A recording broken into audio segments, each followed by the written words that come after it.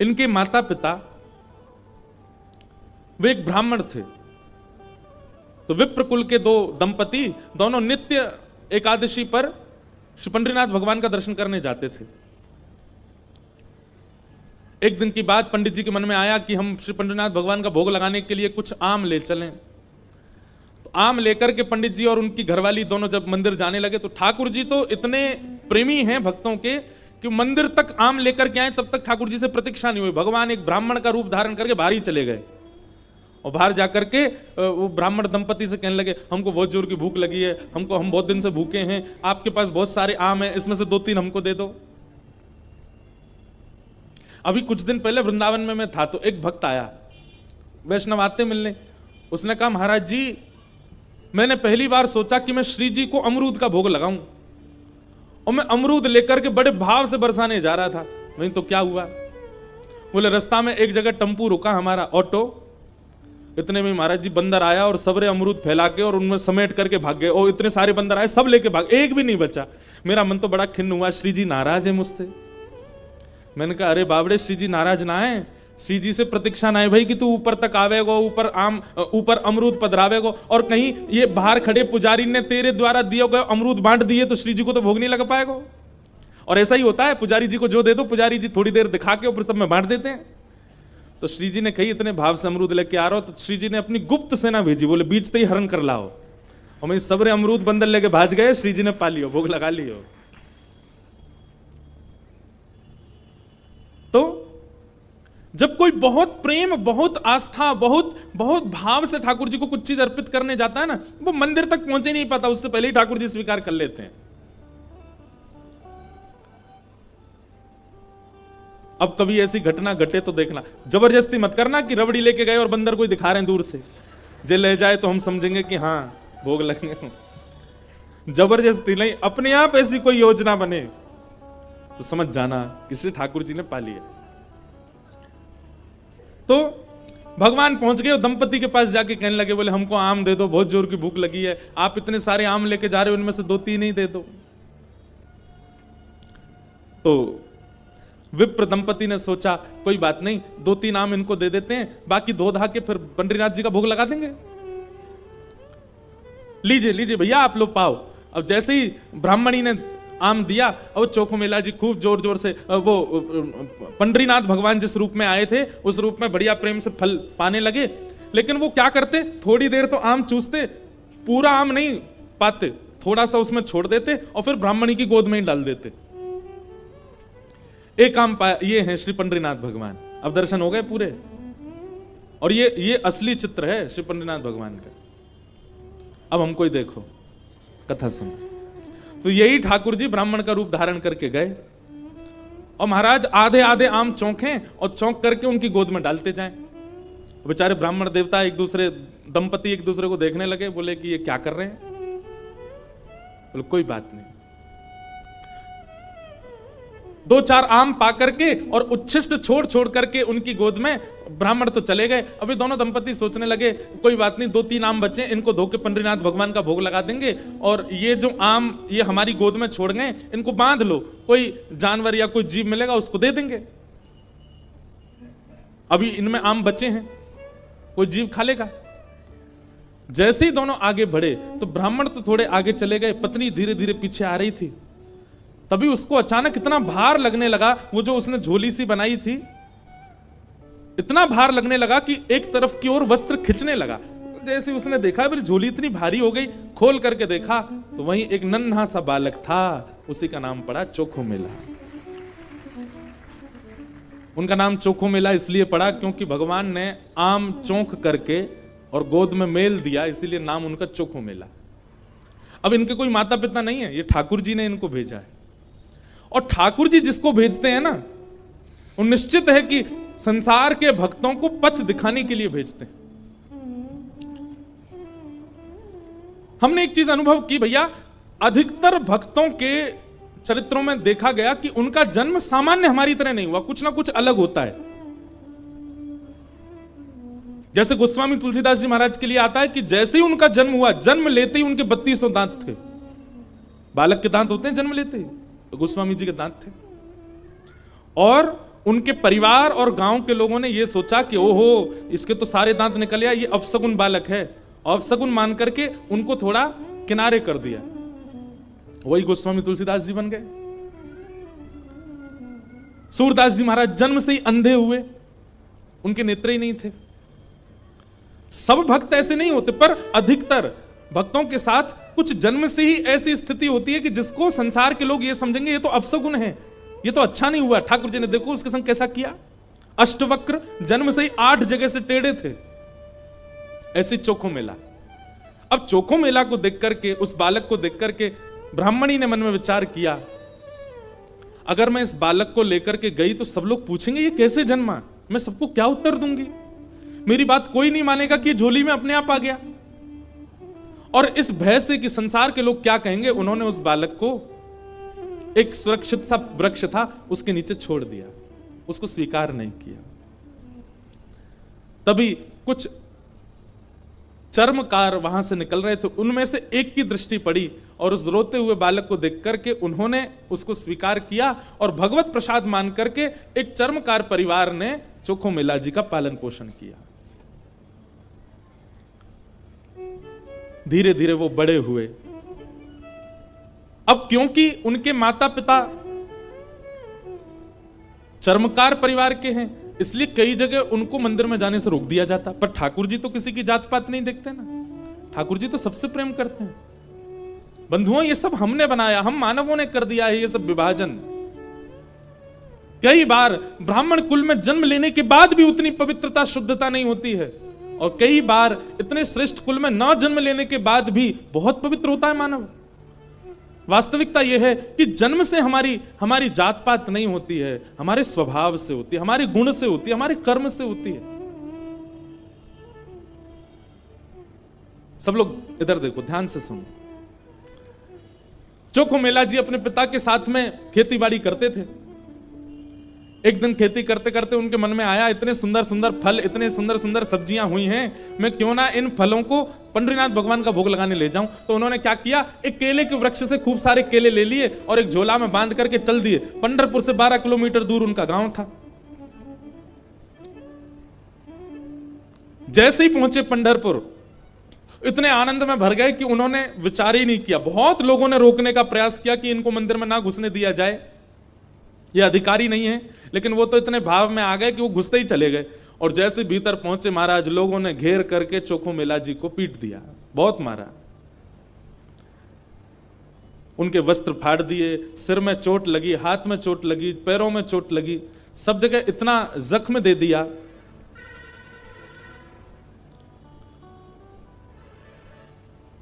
चोखो मेला जी रोते रोते वापस आ गए। पंडरीनाथ भगवान को भोग नहीं लगा पाए।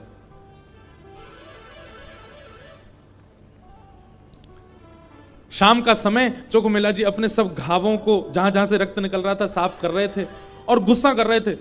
बोले अब नहीं आऊंगा आपके पास, बैठ गए हो, ईंट के ऊपर खड़े हो गए हो, इतने सारे अपने आगे जो है धर्मशास्त्र के मर्मज्ञ लगा दिए हैं, वे सब जात पात देख करके दर्शन कराते हैं, खड़े रहो, बने रहो महाराज अपने रूप में, हम तो नहीं आएंगे आपका। अरे कुछ करने थोड़ी आया था, कुछ मांगने थोड़ी आया था, अपने खेत के बढ़िया फल लेकर के आपका भोग लगाने आया था। इतने में ही नील वर्ण के श्याम सुंदर पीतांबरी पहने चलते हुए चोखो मेला के पास प्रत्यक्ष प्रकट होके आ गए। चल करके आए और चोखो मेला के पास आकर के गले में गलवैया डाल करके बैठ गए। ए चोखा, नाम ही भगवान उसको चोखा बोलते। ए चोखा, तू इतना उदास क्यों हो रहा है? बोले उदास, इतना पिटवाया हमको, हाथ पांव सब तोड़ ताड़ दिए हमारे, और अब मेरे घर आ गए हो, मेरे गले में गलवैया डाल करके बैठे हो। ये सब लीला क्यों करते हो आप? वहां क्यों नहीं रोका आपने सब पुजारियों को, पंडाओं को, ये सब ब्राह्मणों को? ठाकुर जी बोले देख चोखा, वे सब मुझे पूजते तो हैं, मेरी सेवा तो करते हैं, पर मुझको पाषाण मानते हैं, मुझको मूर्ति ही मानते हैं, और जो मुझे पाषाण मानता है ना, उनके लिए मैं पाषाण ही रहता हूं। उनके लिए ना मैं बोलता हूं, ना मैं हंसता हूं, मैं बस एक टक खड़ा रहता हूं, ना मैं खाता हूं, ना मैं कुछ नहीं। तू तो मुझे पाषाण नहीं मानता ना, तू तो मुझे साक्षात ठाकुर जी मानता है, इसीलिए तो अपने अपने अपने बगीचे के फल लेकर के मेरे पास आया। वहां बहुसंख्यक पाषाण मानने वाले लोग हैं, इसलिए मैं उनके सामने बोला नहीं। एकांत में जब तू आ गया तो मैं तेरे पास आ गया। चल चोखा, अब तू मुझे अपने अपने आंगन के फल खिला दे। अब देखिए, ना धर्म है, ना अर्थ है, ना काम है, ना मोक्ष है, केवल प्रेम है चोखो मेला के पास। अपने हाथों से सुंदर छिलका उतार उतार करके श्री पंडरीनाथ भगवान को अपने हाथ से खिला रहा है चोखो मेला, जिसके लिए कहीं ना कहीं हम लोग प्रतिबंधित कर देते हैं कि भगवान को सब नहीं छू सकते। वो खुद अपने घर में बैठा करके ठाकुर जी को खिला रहा है और ठाकुर जी पा रहे हैं। भगवान ने 2-3 केला पाए और 2-3 केला पाने के बाद में भगवान बोले, ए चोखा सुन, अब मत खिला, अब बाकी के जितने बच्चे हैं ये सब मेरी पीतांबरी में बांध दे। चोखा बोला, वहां जाकर के पाओगे, सारे मेरे सामने ही पा लीजिए ना, आप बांध करके क्यों ले जा रहे हो, यहीं प्रेम से पालो। पंडरीनाथ भगवान बोले, अरे मैंने अपना तो पा लिया, ये बाकी के तो मैं पंढरपुर में रुक्मणी जी बैठी हैं, वो भी भूखी हैं, उनके लिए ले जा रहा हूं, उनको जाके मैं पवा दूंगा। आज चोखा तेरे ऊपर इतना प्रहार किया ना सबने, तेरे ऊपर इतना अत्याचार किया सबने, इसलिए मैंने और रुक्मणी जी ने आज भोजन ही नहीं किया, हम दोनों भूखे हैं। अब मैंने तो पा लिया, अभी रुक्मणी जी के लिए ले जाऊंगा। चोखा मेला खूब रोने। अब मैं यहां तो गा नहीं सकता, मुझे आते भी नहीं, मराठी में इतने सुंदर सुंदर पद हैं उनके। भगवान अपनी पीतांबरी में केले बांध करके पंढरपुर आ गए और पंढरपुर में आकर के रुक्मणी जी को पवाया। प्रातः काल ब्रह्म मुहूर्त में जैसे ही कपाट खुले श्री पंडरीनाथ भगवान के, चारों ओर केले के छिलके पड़े हैं और केले के छिलके देख करके सब पंडा पुजारी बोले हम तो कपाट बंद करके गए, ये केला के छिलका यहाँ कैसे पड़े हैं, ये कौन लेके आया। तभी एक उनमें से बोले कल वो आया था ना एक चर्मकार का बालक, वही अपने संग बांध के लेके आया था इतने सारे केले, उसको सुबह तो हमने मार पीट के भगा दिया, निश्चित ही वो कहीं से रात में आ गया है और रात में आकर के सब यहाँ खा करके गया है ठाकुर जी के आगे। उसका उद्देश्य तो गर्भगृह को बेकार करना ही था, इसलिए ये सब हुआ है, ये उसी ने किया है।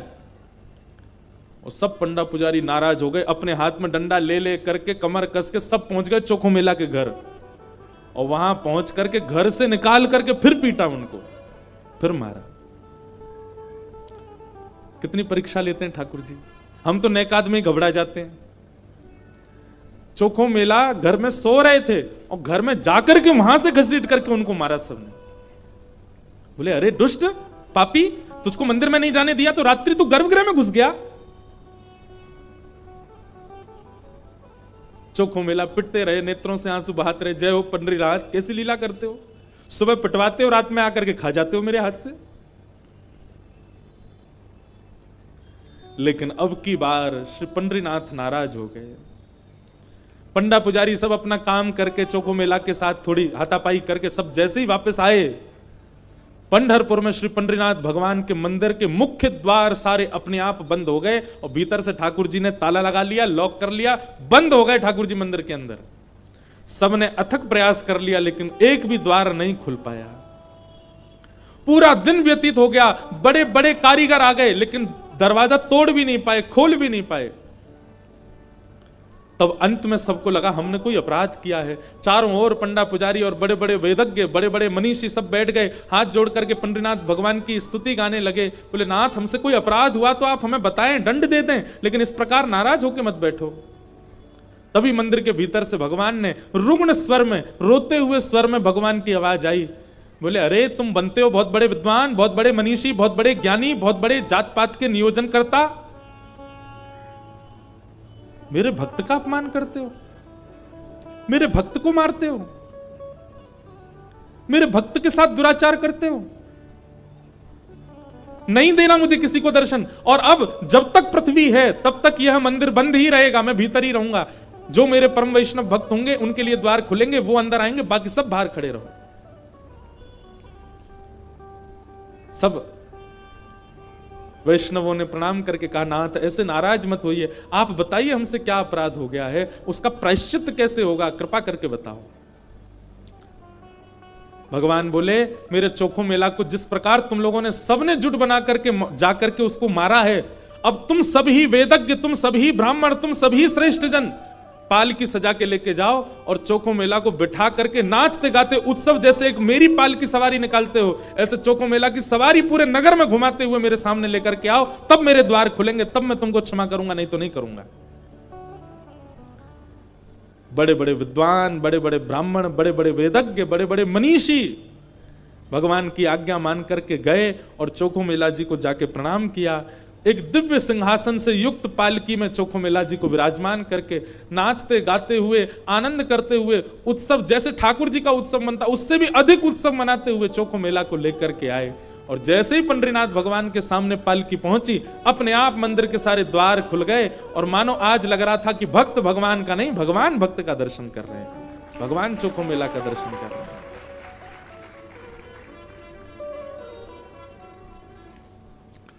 प्रेम बड़ा है,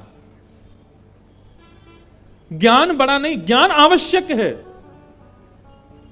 वैराग्य आवश्यक है, सब कुछ आवश्यक है, पर प्रेम प्रधान है। प्रेम के बगैर कहीं ना कहीं आप ठाकुर जी से दूर ही रहोगे। इसलिए भैया ज्ञान बहुत आवे इसकी कामना मत रखो, हमारा जप बहुत बने इसकी भी कामना मत रखो, हमारा नियम बहुत बने इसकी भी कामना मत रखो, हम नित्य तीर्थ जाते रहें ऐसी कामना भी मत रखो। कामना केवल एक रखो, हम जहां भी रहें, जैसे भी रहें, जिस स्थिति में रहें, हमारा प्रेम सदा बढ़ता रहे ठाकुर जी के प्रति। और श्रीमद् भागवत प्रेम प्रकट कराने वाला ग्रंथ है। ज्ञान चाहिए तो अन्य शास्त्रों को पढ़ लीजिए, वैराग्य चाहिए तो अन्य शास्त्रों के पास चले जाइए, लेकिन प्रेम चाहिए तो भागवत जी की शरण में आइए। प्रेम के वश अर्जुन रथ हाँ क्यों, प्रेम के वश अर्जुन रथ हाँ क्यों, भूल गए ठकुराई हो, भूल गए ठकुराई। क्यों? सबसे ऊंची प्रेम सगाई, सबसे ऊंची प्रेम सगाई, सबसे ऊंची प्रेम सगाई, सबसे ऊंची प्रेम सगाई। हे दुर्योधन की मेवा त्यागी, दुर्योधन की मेवा त्यागी, दुर्योधन की मेवा त्यागी, दुर्योधन की मेवा त्यागी। साक विदुर घर खाई, ओ साक विदुर घर खाई, हाँ साक विदुर घर खाई, ओ साक विदुर घर। करताल बजा के गाओ। सबसे ऊंचे प्रेम सगाई, सबसे ऊंची प्रेम सगाई, सबसे ऊंची प्रेम सगाई, सबसे ऊंची। श्री राधा रमण लाल की।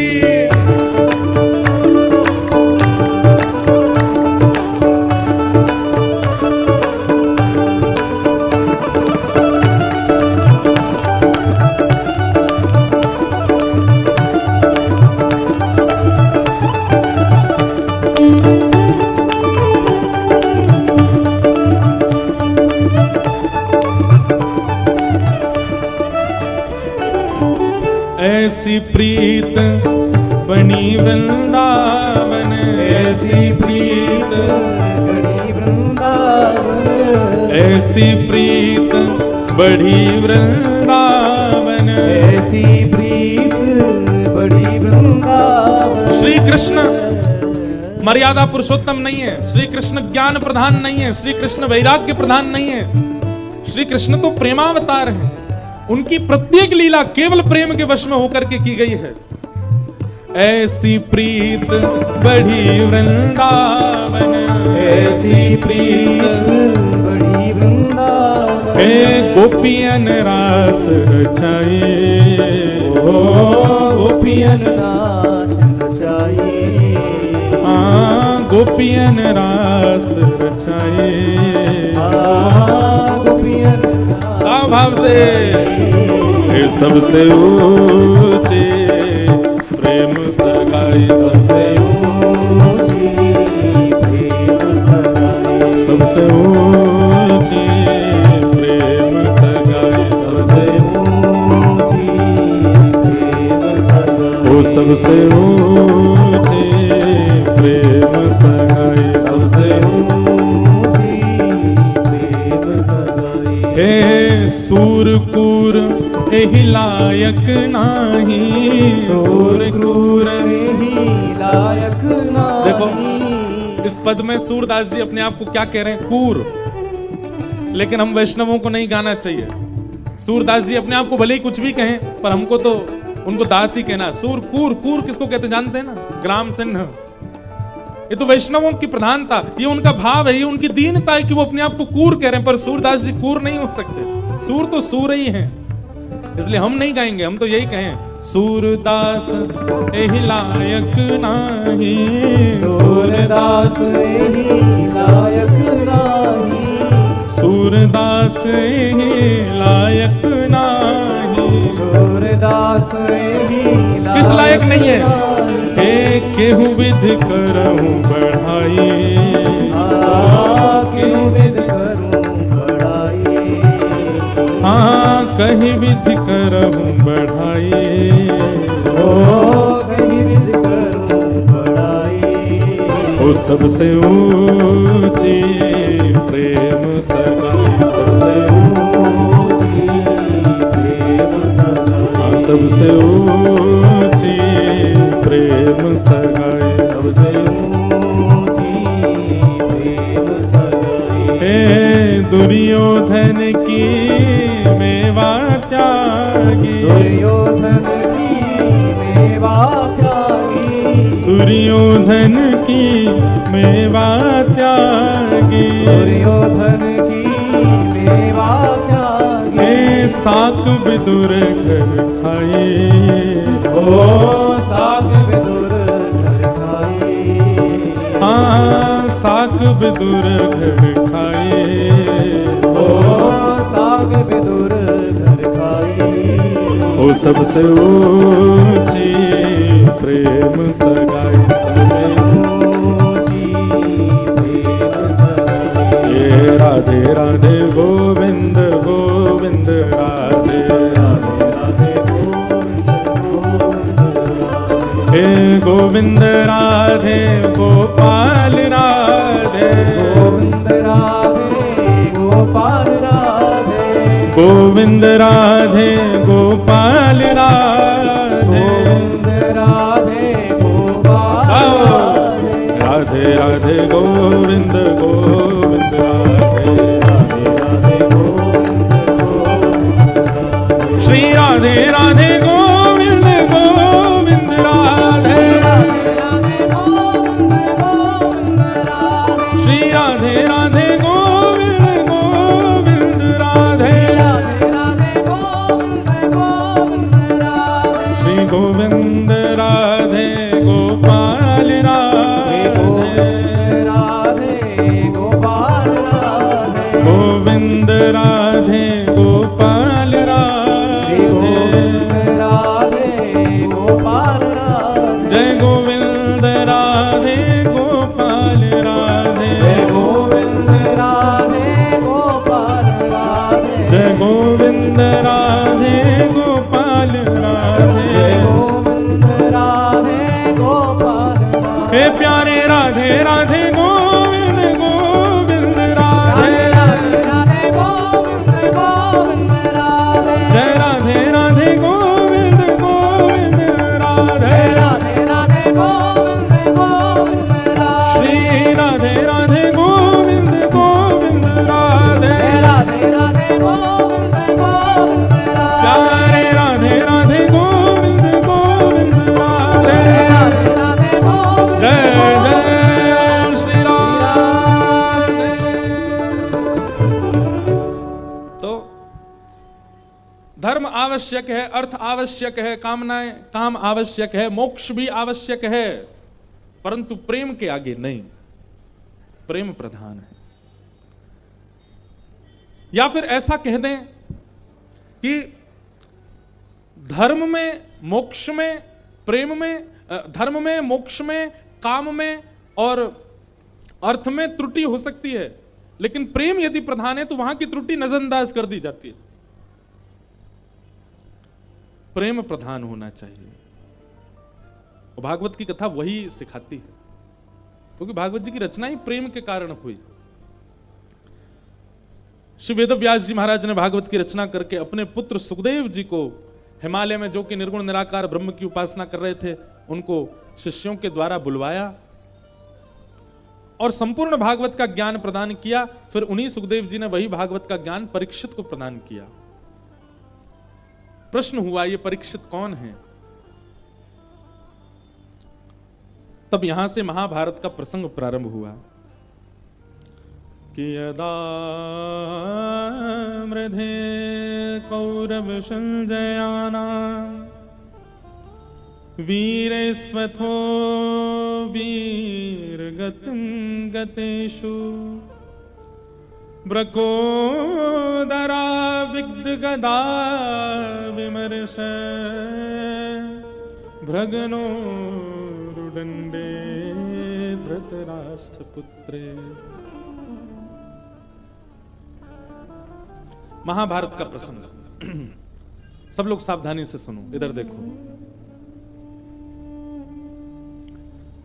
थोड़ा महाभारत का प्रसंग है। महाभारत का युद्ध पांडव जीत चुके हैं और पांडवों के भीम ने दुर्योधन की जंघा तोड़ करके महाभारत का युद्ध अपने पक्ष में लिया है। जिस बात से हैरान दुर्योधन अब सोच रहा है कि मैं कैसे भी करके इनको मारूं। बंधुओं, एक पाप का एक सिम्टम सुनना चाहेंगे? हमारे अंदर पाप आया है तो एक लक्षण हमारे अंदर आएगा। क्या? हम किसी से ईर्ष्या करते हैं, द्वेष करते हैं, किसी के प्रति छल करते हैं, कपट करते हैं। ये सब पाप का ही स्वरूप है। परंतु पाप हावी हो जाएगा तब हम अधर्म का मार्ग लेकर के कैसे भी सामने वाले का अनित करने का विचार करने लग जाएं, तो समझ जाना पाप आपके भीतर घर कर चुका है। ठीक है, आपसे ज्यादा श्रेष्ठ कोई बन गया, ईर्ष्या हुई, इतना चलेगा, लेकिन आपने कुछ किया नहीं, अपने काम में लगे रहे। लेकिन जिस दिन ईर्ष्या के कारण आप उसका अनहित करने का मन बनाने लग जाओ, उसी दिन समझ जाना कि पाप आपके चित्त में भयंकर रूप से विद्यमान हो गया। ईर्ष्या हो रही है यहां तक ठीक है, पर ईर्ष्या के कारण आप उसका अनहित करने लग जाओ और उसी की योजनाएं बनाने लग जाओ, यह पाप आपके चित्त में घर करके बैठा है, उसी का परिणाम है।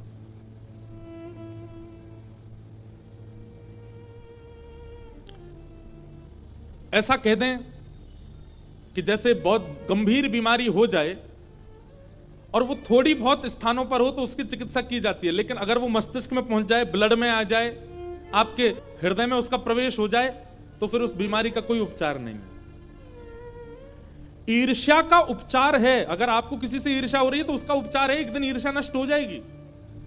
लेकिन ईर्ष्या के कारण अगर आपने उसका अनहित सोचा, विचार किया और करने भी लग गए, उसका उपचार नहीं होगा। उसका उपचार तो नाश है बस।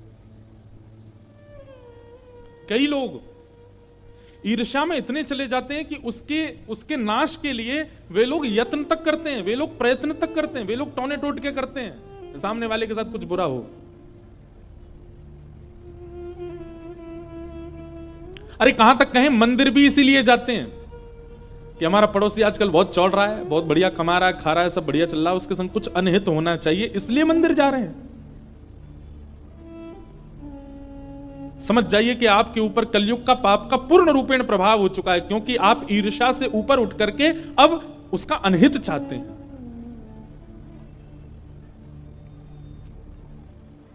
इसलिए किसी के प्रति ईर्ष्या आवे, कथा में आइए, सत्संग में आइए, गुरुजनों के पास आइए, गंगा स्नान कीजिए, यमुना स्नान कीजिए, धीरे धीरे अपने उस ईर्ष्या को नष्ट कीजिए।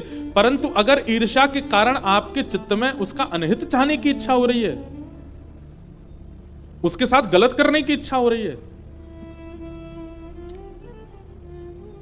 आपका नाश होने से कोई नहीं रोक सकता। और वही कर रहा है दुर्योधन।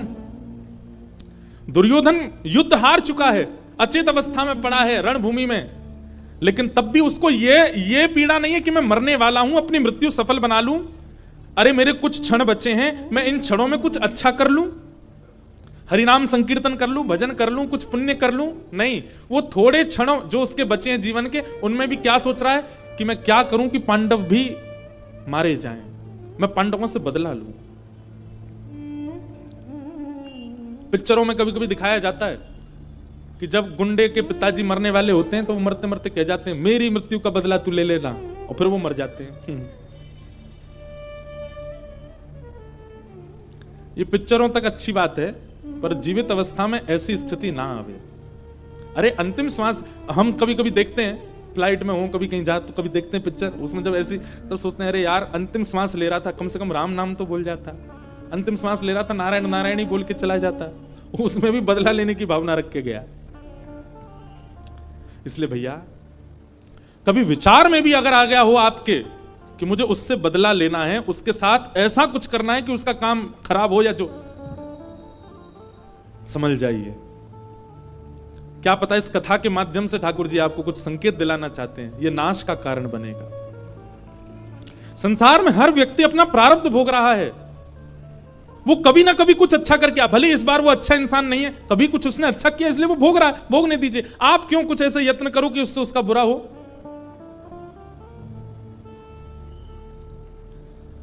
दुर्योधन अचेत अवस्था में पड़ा है और उसी समय गुरुपुत्र अश्वत्थामा दिखाई देते हैं दुर्योधन को। दुर्योधन कहता है अश्वत्थामा तुम्हें मेरा एक काम करना है। क्या? हम रणभूमि में तो पांडवों को नहीं मार पाए, पर अब हमें छल से उनको मारना होगा। हम महाभारत का युद्ध तो हार गए, पर हम यदि हस्तिनापुर की गद्दी पर नहीं बैठे तो ये पांडव भी नहीं बैठने चाहिए। अश्वत्थामा कहने लगा क्या करना है बताओ। बोले रणभूमि में तो नहीं मार पाए, सोते हुए इन योद्धाओं को इनके शिविर में जाके मार दो, सोते हुए मार दो। किसी को क्या पता चल रहा, हम भी मारे गए वो भी मारे गए, हस्तिनापुर की गद्दी पर ना हम बैठेंगे ना वो, कम से कम चैन से मर तो पाएंगे। कितनी विषम स्थिति है कि व्यक्ति को किसी को पीड़ा देने में चैन मिलता है। ये पाप नहीं है तो क्या है, ये कलयुग का महाप्रभाव नहीं है तो क्या है। किसी को पीड़ा में देख करके आपको प्रसन्नता होने लग जाए, किसी को पीड़ा में देख करके आप खुश होते हो, ये महापाप है।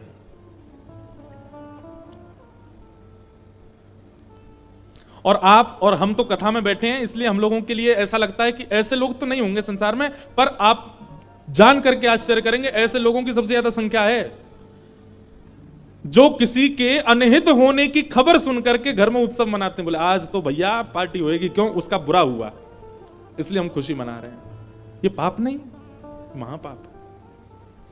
किसी की मृत्यु की बात सुनकर के एक परिवार खुश हो रहा है, किसी के ऊपर कोई केस हो गया, जेल चला गया, कुछ गलत हो गया, उसके हाथ पांव टूट गए, कुछ हो गया और एक परिवार प्रसन्न हो रहा है, ये महापाप नहीं है, ये महापाप है।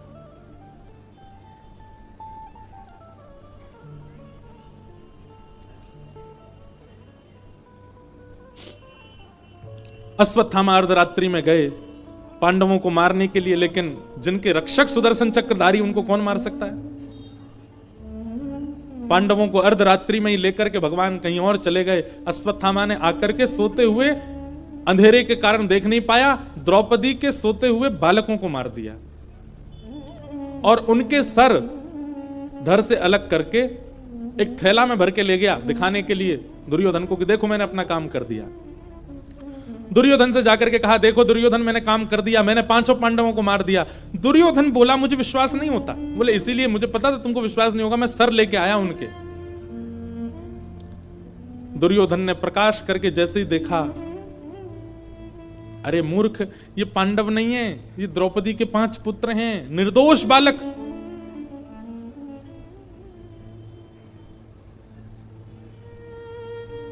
पांडवों का उत्सव मनना था परंतु मातम मनने लगा।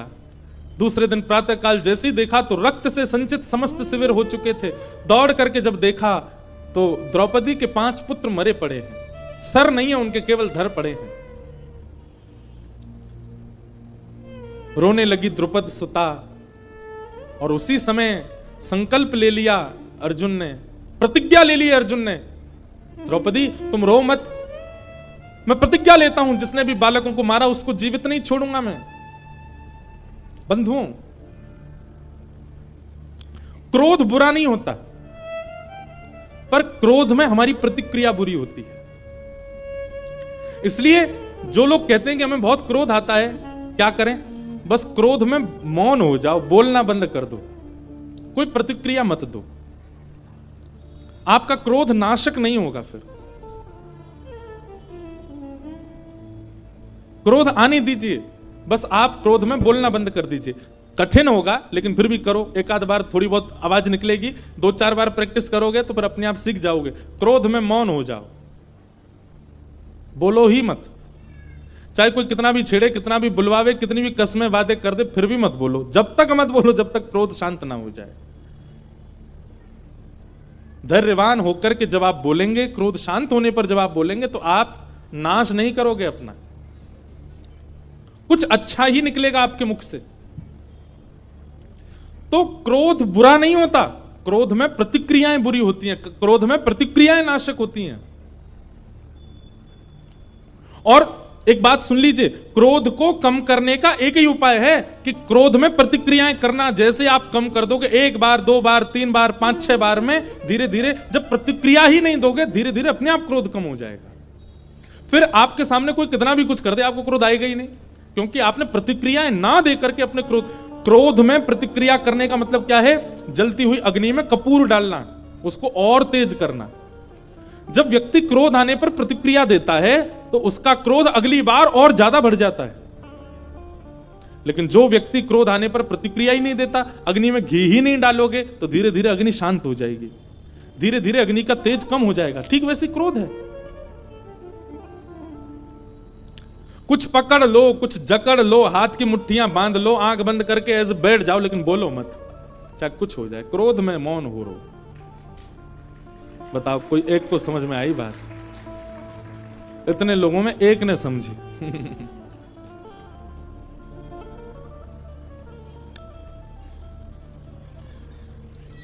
अर्जुन ने प्रतिज्ञा ले ली कि मैं इन बालकों के हत्यारे को जीवित नहीं छोड़ूंगा। भगवान बोल रहे हैं, अर्जुन क्रोध में कोई निर्णय मत लो। लेकिन क्रोधी व्यक्ति किसी की सुनता नहीं है।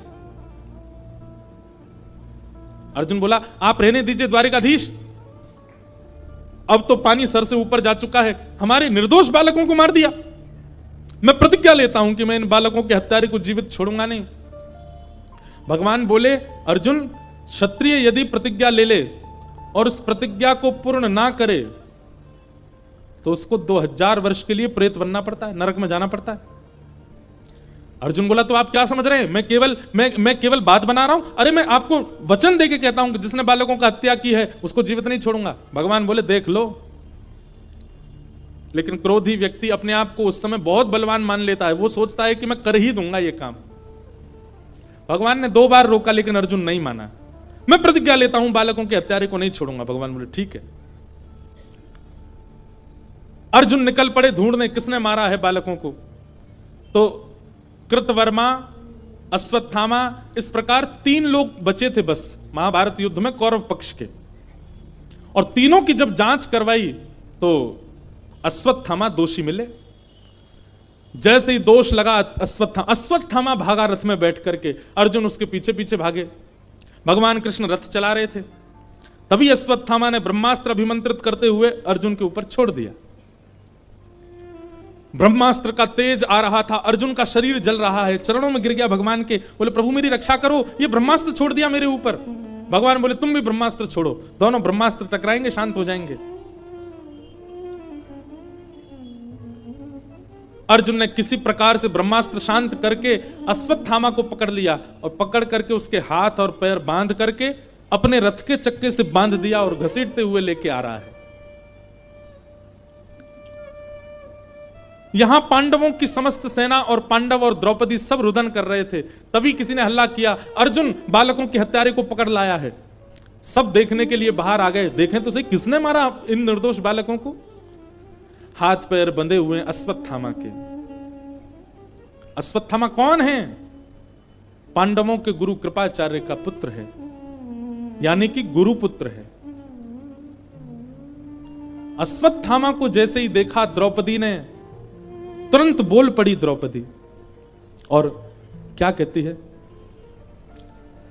द्रौपदी? कह रही है कि तथा हतम पशुवत पाशवत्थ मवांग मुखम कर्म जुगुप्सितेन निरीक्ष कृष्णापकृतं गुरु सुतं वाम स्वभावा कृपयाननाम च उवाच चास्य हन्तस्य वन्धनानयनं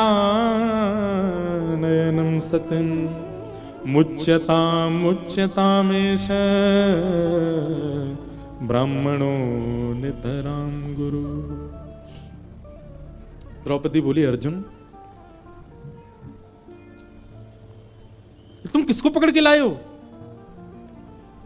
अर्जुन बोला, तुम्हारे बालकों का हत्यारा है अश्वत्थामा। द्रौपदी बोली, तुम ये क्यों भूल गए हो कि ये हमारे गुरु का बेटा है, ये गुरुपुत्र है और गुरुपुत्र गुरु के समान होता है। अर्जुन, हम क्षत्रिय हैं और ये ब्राह्मण हैं, ब्राह्मण पूजनीय होता है। अर्जुन बोला, ये सब बातें बाद की विचार की होती है, पर आतताई का कोई धर्म नहीं होता, आतताई का कोई घर परिवार नहीं होता, ये आतताई है, बालकों का हत्यारा है। इसके प्रति ये भावना थोड़ी रखेंगे कि ये गुरुपुत्र है, ये ब्राह्मण है। और मैंने प्रतिज्ञा ली है कि मैं बालकों के हत्यारे को जीवित नहीं छोड़ूंगा, मैं तो इसको मारूंगा। द्रौपदी बोली, अर्जुन क्या इसको मारने से मेरे मरे हुए 5 पुत्र जीवित हो जाएंगे? अर्जुन बोले, नहीं। सुनो, बात सुनो, कथा सुनो, अभी ताली नहीं बजाओ, कथा सुनो। द्रौपदी कहती है, क्या इसको मारने से मेरे पुत्र जीवित हो जाएंगे? अर्जुन बोला, नहीं। तो फिर उसको क्यों मारना? और दूसरी बात, अगर तुमको मेरे ऊपर इतनी दया आ रही है कि मेरे 5 पुत्र मारे गए, तो एक तरफ दृष्टि उठा करके देखोगे तो 5 पुत्र भले ही मेरे चले गए, पर 5 पति जीवित हैं। अश्वत्थामा की मां विधवा पहले हो चुकी है और केवल एक पुत्र है उनका, और इसको भी तुम मार दोगे तो ना पति है ना पुत्र है, अकेली हो जाएगी। ये महापाप नहीं होगा कि हम एक अबला दुर्बला नारी के सारे सहारों को छीन लें? मेरे 5 पुत्र छीन लिए गए पर 5 पति जीवित हैं, मैं इनके सहारे रह लूंगी। लेकिन अश्वत्थामा की मां के लिए तो विचार करो अर्जुन, उनके पति भी नहीं है और एकमात्र पुत्र है, उसको भी मार दोगे तो पुत्र मरने की क्या वेदना होती है, ये मैं अभी जूझ रही हूं इससे, मुझे पता है। मैं नहीं चाहती कि जिस वेदना में एक मां है उस वेदना में दूसरी मां भी जाए। अश्वत्थामा, अर्जुन मेरी आज्ञा मानिए, क्योंकि मेरे पुत्र मरे हैं, अश्वत्थामा को मत मारो। अर्जुन अब सोच में पड़ गए, मैं क्या करूं। युधिष्ठिर की ओर देखा, भैया आप आज्ञा कीजिए, आप समझाइए ना द्रौपदी को। युधिष्ठिर कहने लगे, नहीं अर्जुन, द्रौपदी ठीक कह रही है, द्रौपदी की बात में बल है, अश्वत्थामा को मत मारो। भीम कहने लगा, बोले सबको छोड़ अर्जुन, तू तलवार मुझे दे, मैं मार देता हूं इसको। नकुल सहदेव की ओर देखा, नकुल सहदेव भी बोले, हम भी द्रौपदी के पक्ष में, इसको मत मारो। प्रजा की ओर देखा तो प्रजा कहने लगी, हमारे हवाले कर दो, हम मार देंगे। और सबकी ओर देखते हुए जब अंत में श्री कृष्ण की ओर देखा तो आलोक्य वदनम सख्य, अर्जुन ने जब श्री कृष्ण की ओर देखा, अपने सखा की ओर देखा, भगवान ने जैसे मानो एक रूठा हुआ व्यक्ति अपना मुख फेर लेता है, ऐसे ठाकुर जी ने रूठ के मुख फेर लिया। क्यों? क्योंकि भगवान तो पहले ही मना कर रहे थे अर्जुन को कि अर्जुन ये प्रतिज्ञा मत ले, तू बालकों के हत्यारे को मार देगा। लेकिन अर्जुन ने तब नहीं माना था। भगवान के चरणों में प्रणाम करके बोलने लगा, बोले प्रभु आप आज्ञा कीजिए ना, मैं क्या करूं। भगवान बोले, नहीं नहीं, तू तो पहले ही निर्णय ले चुका था, अपनी प्रतिज्ञा पूरी कर। और मेरे से क्यों पूछ रहा है? द्रौपदी के बालक मारे गए हैं, द्रौपदी की जो आज्ञा हो वो कर। अब देख अर्जुन, तेरी प्रतिज्ञा है कि बालकों के हत्यारे को मारेगा तो इसको मार दे, लेकिन द्रौपदी के बालक मारे गए हैं तो द्रौपदी की आज्ञा के बिना तू नहीं मार सकता। द्रौपदी कहती है नहीं मारो तो इसको मत मारना। लेकिन भीम तुम्हारे बड़े भैया हैं, वो कह रहे हैं कि तू हट जा, मैं मार दूं, तो उनकी आज्ञा मानो। लेकिन युधिष्ठिर तुम्हारे सबसे बड़े भैया हैं, उनकी बात तो तुमको माननी चाहिए। वो कह रहे हैं मत मारो, तो तुमको नहीं मारना चाहिए। मारो मत मारो, मारो मत मारो, मारो मत मारो। भगवान ने इसी के बीच अर्जुन को छोड़ दिया। अर्जुन बोला सबकी छोड़ो, आप अपनी राय बताओ, मैं क्या करूं। भगवान मंद मंद मुस्काए, बोले सोच ले, दे दूं राय? बोले हाँ। करेगा ना पालन? बोले बिल्कुल करूंगा। भगवान कहते हैं कि ब्रह्म बंधु न हंतव्य आतताई बधारण मय्यैवो भयमां मातम परिपायानुशासनम।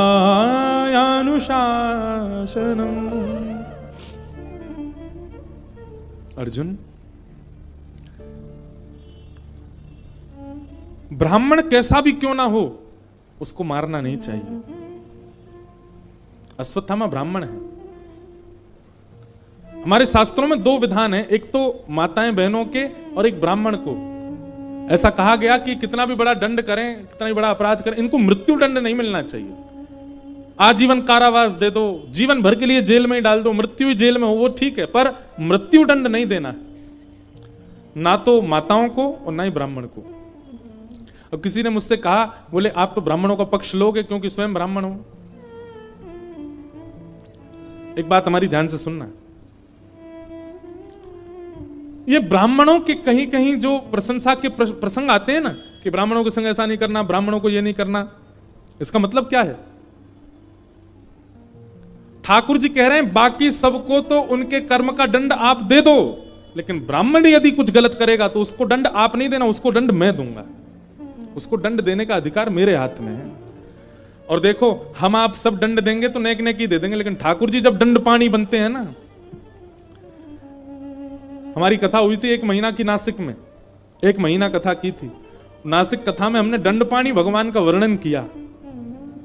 इतना भयावह रूप होता है जब ठाकुर जी दंड पानी बनते हैं।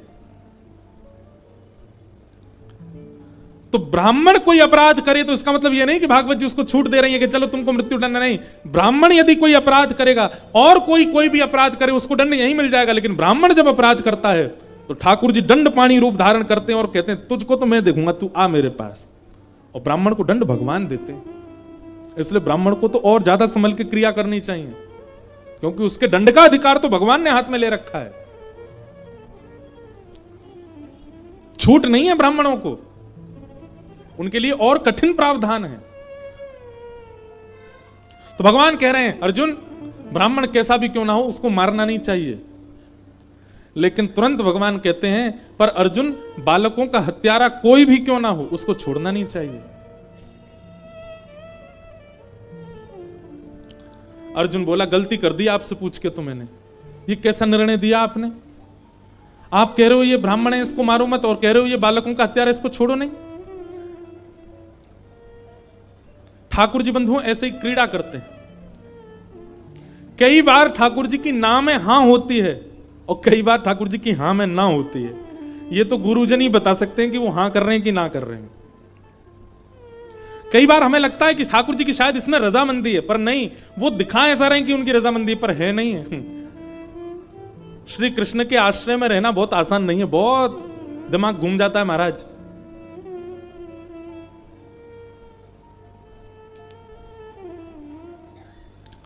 हम अपने लाल जी से कभी कभी पर्ची डालते हैं उनके आगे, कोई समस्या हो या कोई उत्तर चाहिए हो, क्या करें क्या ना करें।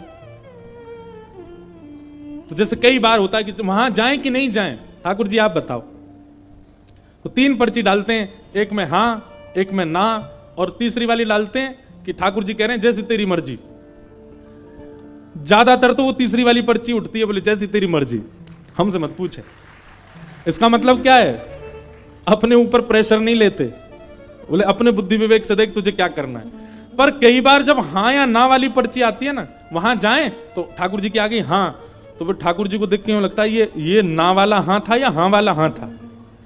तो उस समय क्या करते हैं, फिर थोड़ी देर कथा का कुछ चिंतन करते हैं, थोड़ी देर कथा के कोई प्रसंग का ध्यान करते हैं, और फिर उस कथा का चिंतन ध्यान करते करते करते अपने आप उसी में ही उत्तर मिल जाता है हां या ना।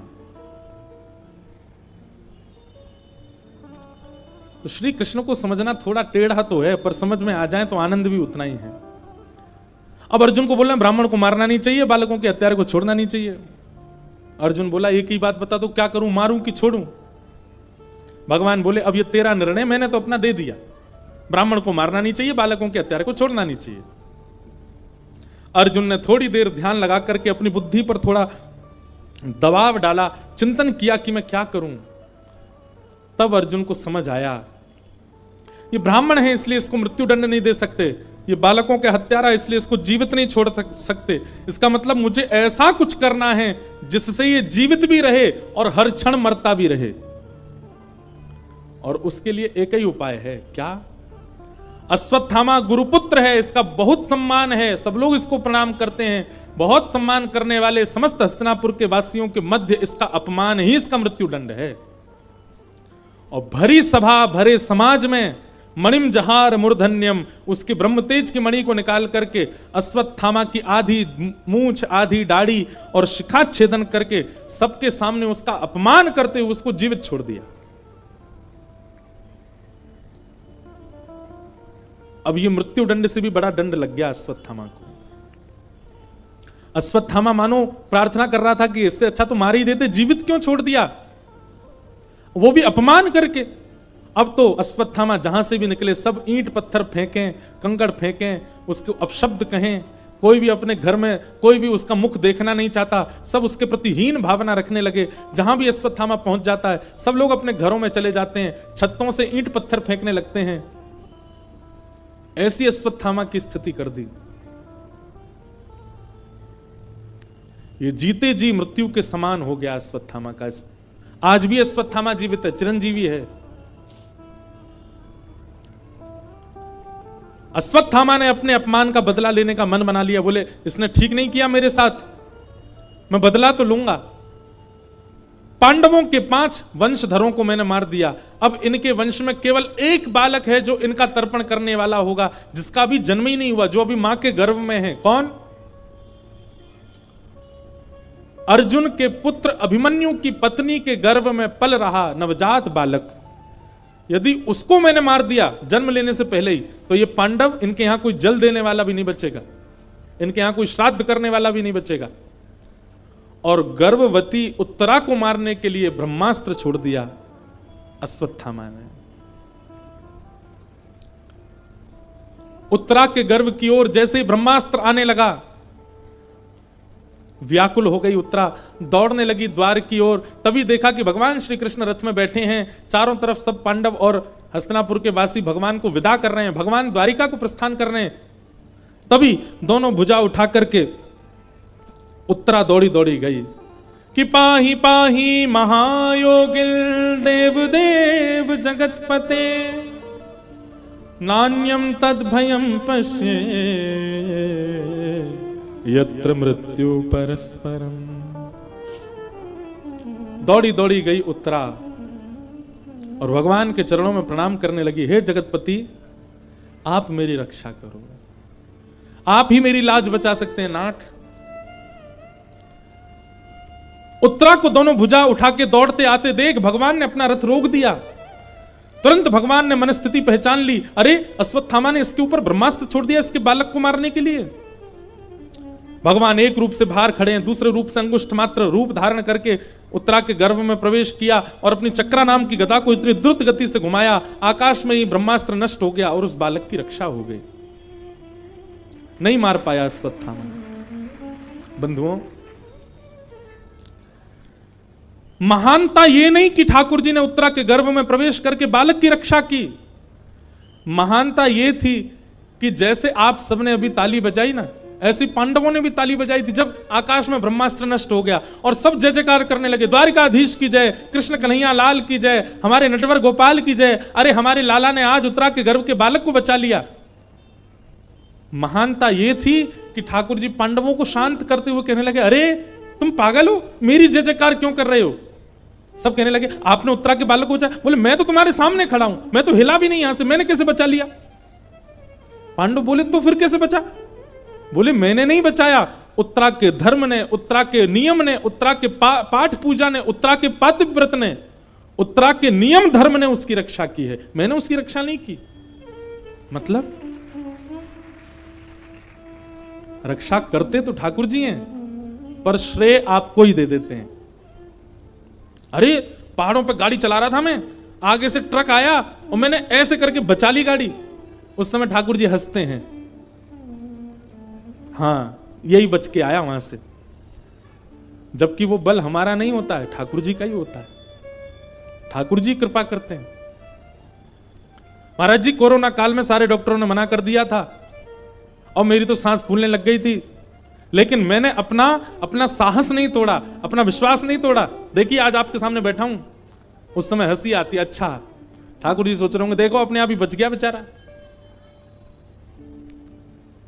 वास्तव में क्रिया सब ठाकुर जी करते हैं और श्रेय हम अपना ले लेते हैं कि हमने ऐसा किया और हम बच गए। आप लोग भी यदि कहते हैं आपकी कथा सुनकर के हमारे चित्त में भक्ति आ गई और मैं कहने लग जाऊं हाँ मेरी कथा से भक्ति आई, तो ठाकुर जी मुझ पे भी हंसते होंगे, वाह तेरी कथा से बदल रहे हैं लोग। वास्तव में ठाकुर जी की कृपा ना हो, उनकी इच्छा ना हो तो कोई परिवर्तन नहीं हो सकता।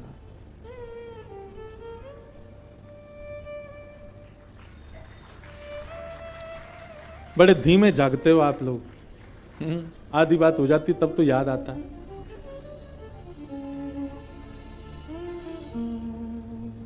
इसीलिए भगवान का एक नाम बताया गया, क्या? मान देना। ठाकुर जी से एक चीज सीखो, सब कुछ करने के बाद भी श्रेय ना लेना।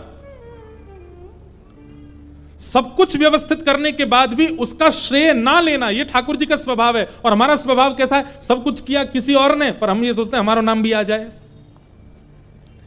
कई जगह अखबारों में नाम आता है, फलाने शहर में भागवत जी की कथा हुई और मंच पर आरती करने के लिए ये लोग सम्मिलित थे। मंच पे तो 4 ही लोग थे, लेकिन नाम 20 का आता, बाकियों ने पैसा देके नाम डलवाया होता, हमारा भी दे दो यार, उसमें हमारा भी नाम आ जाएगा। सब कुछ न करने के बाद भी हम श्रेय चाहते हैं, और ठाकुर जी कैसे? सब कुछ करने के बाद भी श्रेय की इच्छा नहीं रखते, दूसरों को देते हैं।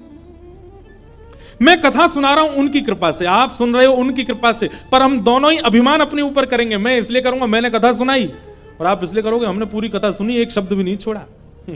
ठाकुर जी उस समय हंसेंगे, वाह हम तो कुछ है ही नहीं, हमारी कृपा तो कुछ है ही नहीं, सब ये अपने आप ही कर रहे हैं, दुनिया चला रहे हैं अपने आप ही।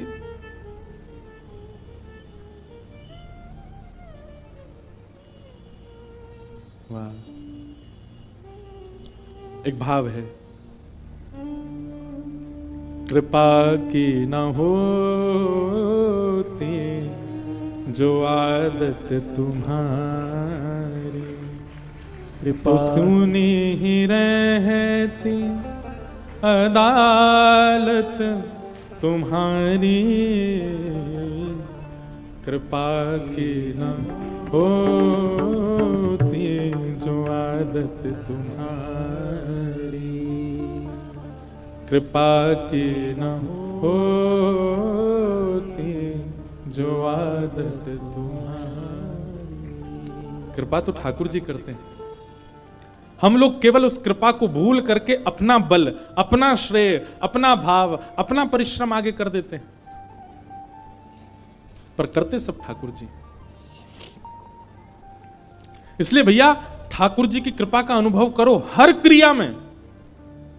अरे कहां तक कहें, सुबह उठ जाते हैं ना, तो सुबह उठ करके भी यह भी कृपा माना करो कि नाथ रात में सोया था, मन बुद्धि चित्त सबसे शून्य हो गया था, एक प्रकार से मर ही गया था मैं, लेकिन आपने आज फिर मुझे जीवित कर दिया, मैं फिर आज का दिन देख पा रहा हूं आपकी कृपा।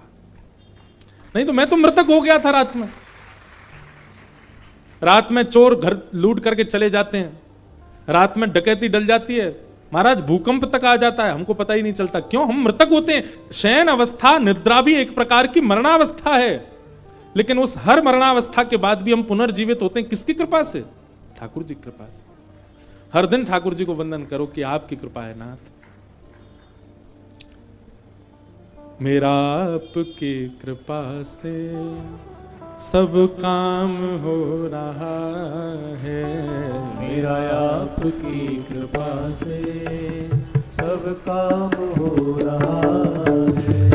करते हो तुम कन्हैया, करते हो तुम कन्हैया, करते हो तुम कन्हैया, करते हो तुम कन्हैया।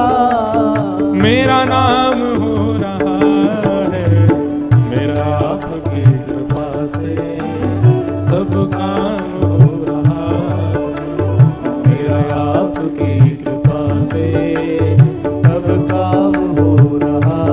से मेरा आपकी कृपा से सब काम हो रहा है। मेरा आपकी कृपा से सब काम हो रहा है। करते हो तुम कन्हैया मेरा नाम हो रहा है। करते हो तुम कन्हैया मेरा नाम हो रहा है। ओ करते हो तुम कन्हैया मेरा नाम हो रहा है। करते हो तुम कन्हैया मेरा नाम हो रहा है। ओ मेरा आपकी कृपा से सब काम हो रहा है। मेरा आपकी कृपा से सब काम हो। बोल बाल कृष्ण लाल की।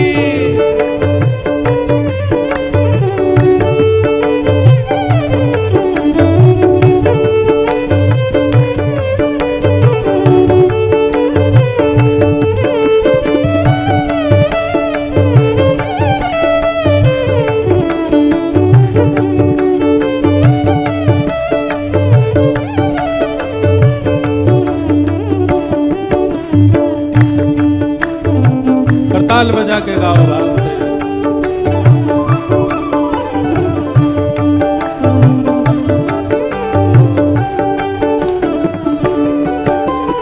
तुम साथ हो जो मेरे किस बात की कमी है। तुम साथ हो जो मेरे इस बात की बंधुओं कमी ये भाव अधिकतर सबको याद है, सब गाते हैं, पर केवल गाते हैं मानते नहीं है। आज भागवत जी के पंडाल में ठाकुर जी के आगे बैठ के मानते हुए गाओ, विश्वास के साथ गाओ। तुम साथ हो जो मेरे किस बात की कमी है। तुम साथ हो जो मेरे इस बात की कमी है। किसी और वस्तु की अब दरकार भी नहीं है। किसी और वस्तु की अब दरकार भी नहीं है। हाँ किसी और वस्तु की अब दरकार भी नहीं है। किसी और वस्तु की अब दरकार भी नहीं है। तेरे साथ से गुलाम हो, तेरे साथ से गुलाम ए गुलफाम हो रहा है। तेरे साथ से गुलाम गुलफाम हो रहा है। करते हो तुम कन्हैया मेरा नाम हो रहा है। करते हो तुम कन्हैया मेरा नाम हो रहा है। करते हो तुम कन्हैया मेरा नाम हो रहा है। करते हो तुम कन्हैया मेरा नाम हो रहा है। मेरा आपकी कृपा से सब काम हो रहा है। मेरा आपकी कृपा से सब काम। श्री राधा रमण लाल की।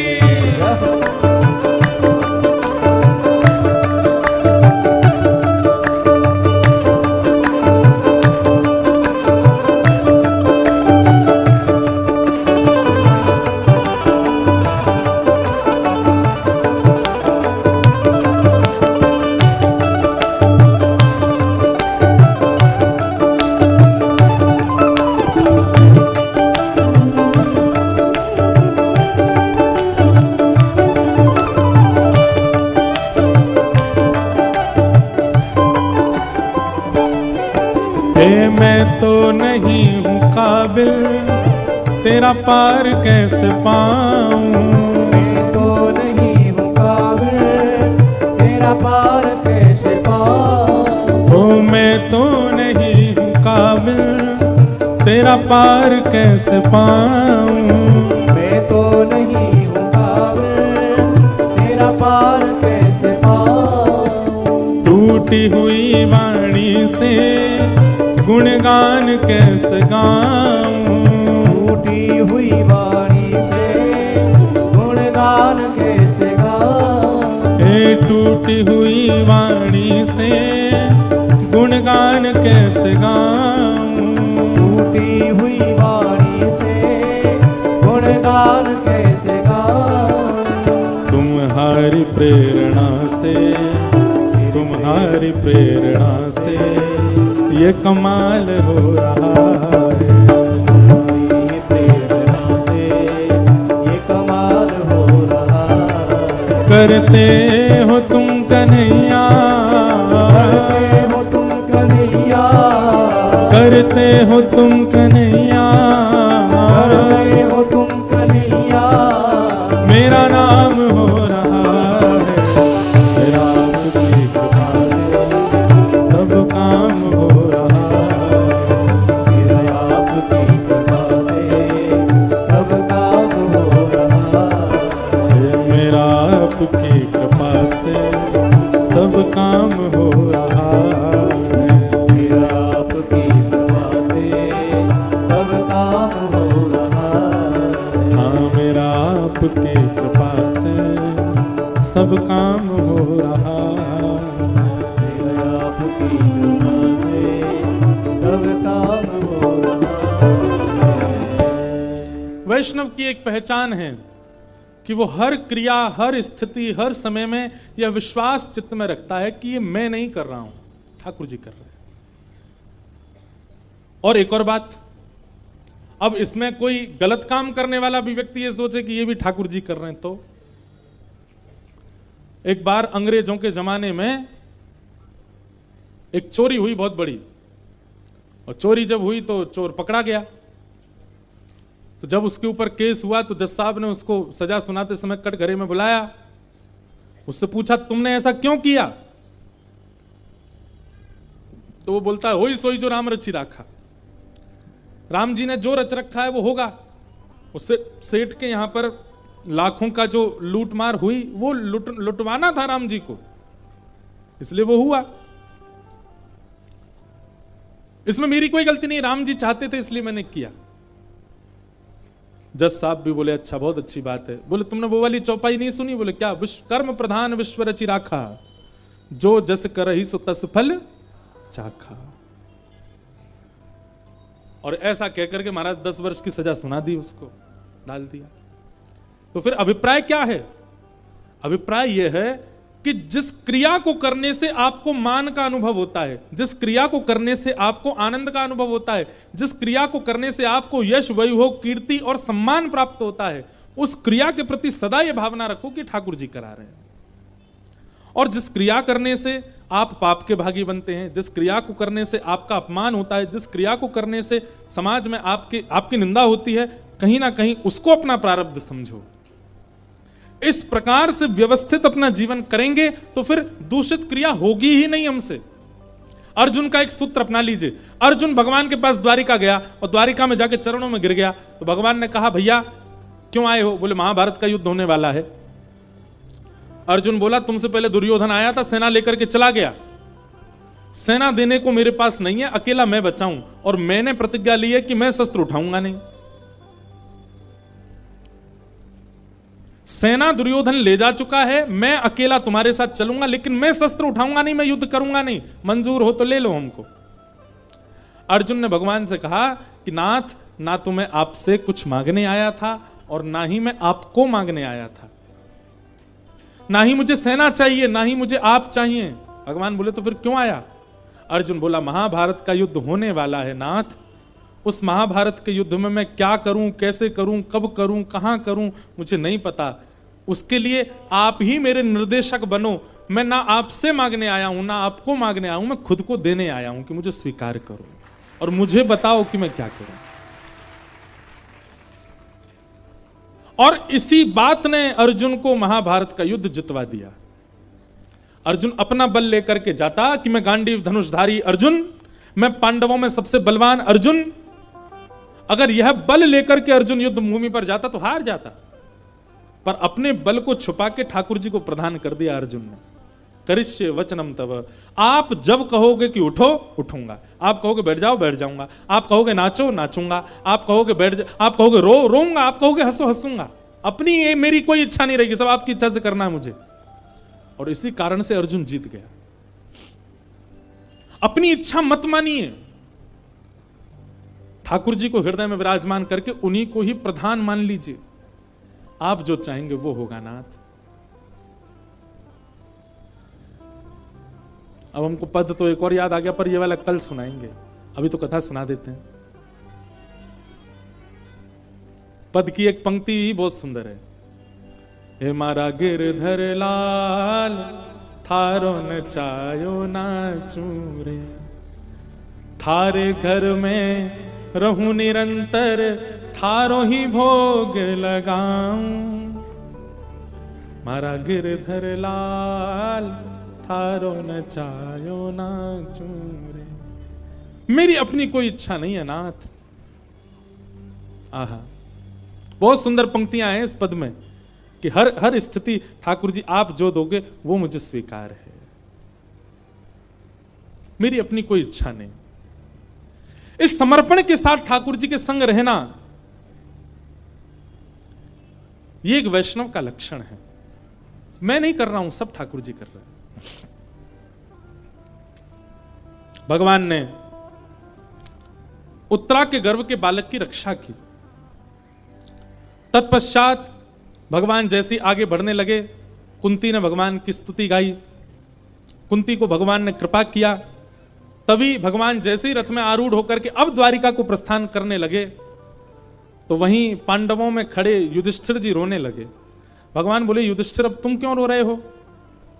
युधिष्ठिर जी बोले, मैंने बहुत बड़ा अपमान किया, बहुत बड़ा अत्याचार किया, बहुत बड़ा अनर्थ कर दिया। महाभारत युद्ध करके कितने बालकों को अनाथ कर दिया, कितनी माताओं को विधवा कर दिया, मैंने अपनों को मार दिया। भगवान बोले, देखो एक बात बहुत ध्यान से सुनना बंधुओं, गलती करने से पहले यदि आपके चित्त में यह भावना आ जाए कि यह गलत है, मुझे नहीं करना चाहिए, तो अच्छा है। लेकिन गलती करने के बाद जीवन भर सिर पर हाथ रख के और महाराज रो रहे हैं, मैंने गलत कर दिया, मुझसे अपराध हो गया, मुझसे अपमान हो गया, मैंने ये कर दिया, और उसी के गम में ही पूरा जीवन जी रहे हैं, भगवान कहते हैं ये कायर व्यक्ति का लक्षण है। आपसे गलती हो गई, उस गलती का एहसास आपको होना चाहिए, पर जीवन व्यतीत ऐसे ही मत कर दो कि मैंने बहुत बड़ा अपराध अपमान कर दिया, मुझसे बहुत बड़ी गलती हो गई। ठीक है, जो हुआ उसके बारे में अब ज्यादा विचार ना करके आगे से ऐसा नहीं करूंगा, यह संकल्प लेकर के आगे बढ़ो। अब जो आपने कर दिया वो कहीं ना कहीं आप भोग लोगे, लेकिन उसी के चक्कर में बैठे हुए मैंने बहुत बड़ी गलती कर दी, मुझसे अपमान हो गया, ये हो गया, ये हो गया, और उस चक्कर में पूरा जीवन निकाल दिया, ये गलत है। तो याद रखिए, अपराध करने से पहले बोध हो रहा है तो रुक जाइए, लेकिन अपराध करने के बाद यदि आप रो रहे हैं, मैंने ऐसा क्यों कर दिया, मुझसे बहुत बड़ी गलती हो गई, रोइए नहीं। अपनी गलती स्वीकार करके आगे से ऐसा नहीं करूंगा ऐसा कह के बढ़ो आगे, और जो आपने पहले किया वो कहीं ना कहीं आप भोग लोगे। कायरों की तरह बैठ मत जाओ। कर्तव्य है, जीवन चलते रहना चाहिए। कई घरों में मैं गया हूं, कई लोग अपने द्वारा किए गए कुछ अपराधों की वजह से अपना जीवन नष्ट कर देते हैं, अपने जीवन को वहीं रोक देते हैं कि अब हम कुछ नहीं करेंगे, हमसे अपराध हो गया है, हमने ऐसा ऐसा किया था, अब हम किसी लायक नहीं है, किसी को मुंह दिखाने लायक नहीं। आप बढ़िए आगे, बस संकल्प ले लेना कि अब वो गलती नहीं दोहराएंगे।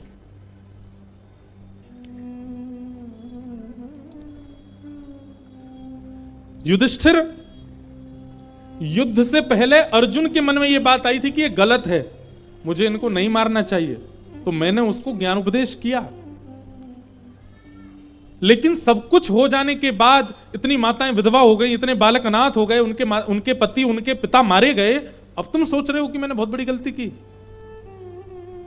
अब सोचने से क्या फायदा, जब चिड़िया चुग गई खेत। तब भगवान बोले, अब मैं दोबारा से गीता तो नहीं सुनाऊंगा। युद्ध करने से पहले शंका हुई थी अर्जुन को तो मैंने गीता सुनाई थी, अब युद्ध करने के बाद शंका हो रही है तो मेरा भक्त गीता सुनाएगा, मेरा भक्त बचाएगा अब तो। और भगवान युधिष्ठिर आदि समस्त पांडवों को लेकर के रणभूमि में गए भीष्म पितामह के पास। देखो बंधुओं, क्रिया करने से पहले समझा देना ये सामान्य बात है, पर क्रिया बिगड़ने के बाद उसको संभलवाना ये विशेष बात है। घर में कोई सब्जी बना रहा है और सब्जी बनाने से पहले माँ आकर के बता दे इसमें इतना नींबू डाल देना, इतना नमक डालना और इतना हल्दी डालना, इतनी मिर्च डालना, ये एक बात है। लेकिन बालक ने पूरी सब्जी बिगाड़ दी, अब बिगड़ी हुई को संभलवाना, ये विशेष बात है। ठाकुर जी की क्रिया क्या है, बहुत ध्यानपूर्वक सुनिएगा। एक सूत्र दे रहे हैं हम। ठाकुर जी क्या करते हैं, बिगड़ने से पहले समझा देंगे, लेकिन बिगड़ जाने के बाद ठाकुर जी हाथ खड़े कर देते हैं, अब मेरे पास मत आवे, अब तो तेने बिगाड़ दियो। बिगड़ जाने के बाद तो भक्त ही काम आएंगे, बिगड़ जाने के बाद तो संत ही समझाएंगे, बिगड़ जाने के बाद तो वैष्णव ही संभाल सकता है, ठाकुर जी नहीं संभालते। ठाकुर जी पे तो एक ही बात है, मैंने पहले ही सब जगह ग्रंथों में कह रखा है ऐसा ऐसा मत करो, फिर भी तुम कर रहे हो, अब मेरी क्या गलती।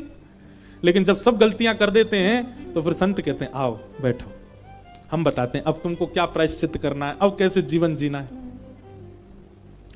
रंगोली बनाने से पहले बालकों को समझा दिया जाए ऐसे बनाना, ये एक बात है, पर रंगोली बिगड़ जाने के बाद संभलवाना ये विशेष बात है। भगवान ने हाथ खड़े कर दिए, बोले युधिष्ठिर अब मैं नहीं समझा पाऊंगा तुमको, लेकिन तुम्हारा शोक और इन सब पांडवों का शोक ये दूर करने की क्षमता मेरे एक वैष्णव में है, और वो मेरी प्रतीक्षा कर रहा है। कौन? भीष्म पितामह। बंधु, हमारे रामानुज संप्रदाय में एक भक्त हुए, उनका नाम था श्री लालाचार्य जी। क्या नाम था? लालाचार्य। श्रीमद रामानुजाचार्य जी महाराज के परम शिष्य थे श्री लालाचार्य जी। बहुत ध्यानपूर्वक सुनिएगा। लालाचार्य जी को रामानुजाचार्य जी ने एक दिन आज्ञा दी।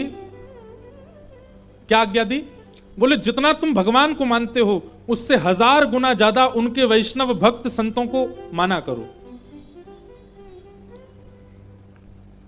लालाचार्य जी बोले कोई चिकनी चुपड़ी बात नहीं करूंगा गुरुदेव, पर यह मुझसे हो नहीं पाएगा, मैं भगवान से 1000 गुना ज्यादा किसी को नहीं मान सकता।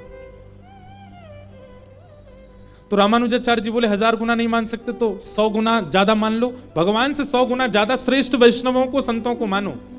लालाचार्य जी बोले क्षमा करें मैं ये भी नहीं कर पाऊंगा। बोले 10 गुना ज्यादा मान लो। बोले क्षमा करें ये भी नहीं हो पाएगा।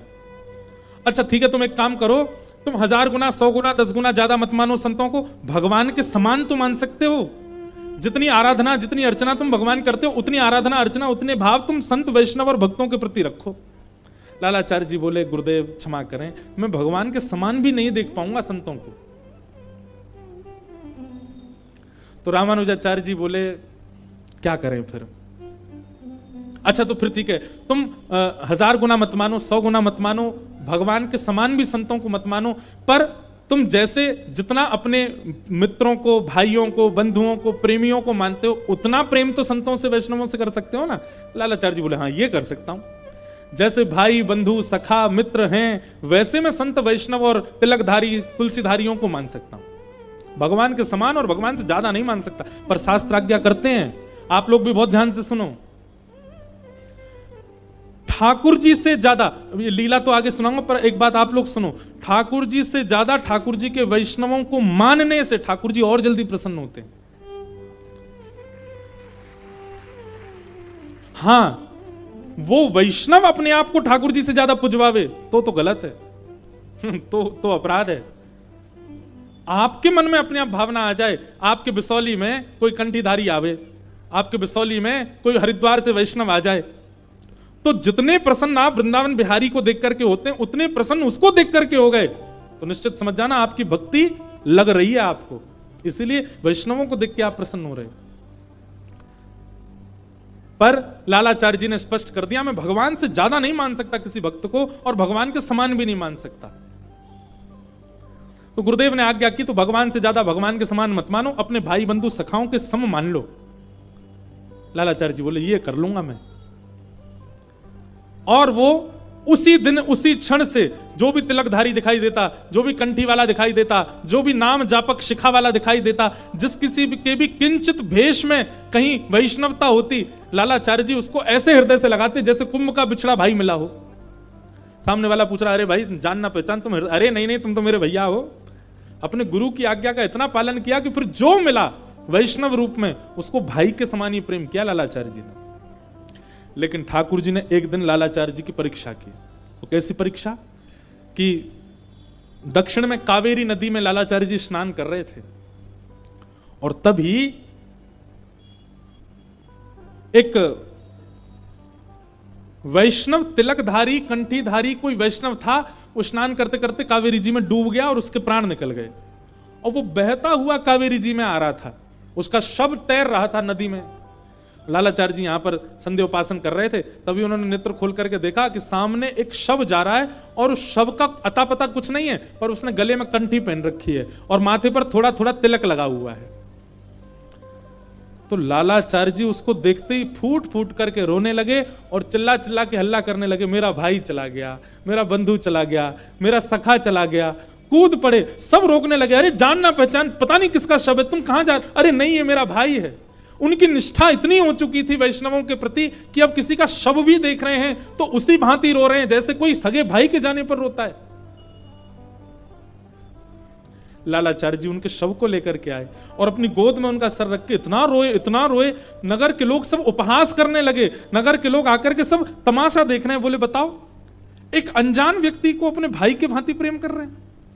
पर लालाचार्य जी तो हर वैष्णव को अपना भाई मानते थे, गुरु को वचन दिया था कि भगवान से ज्यादा नहीं मान सकता पर अपने भाई बंधुओं के समान मान लूंगा संतों को।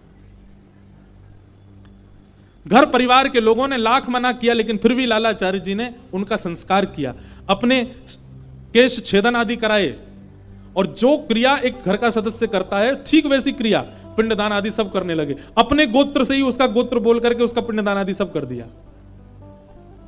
और इतना ही नहीं, 13 दिन तक सूतक की जो क्रियाएं घर में होनी चाहिए वो क्रियाएं भी पालन कराई और खुद भी करी और खुद के परिवार वालों से भी कराई।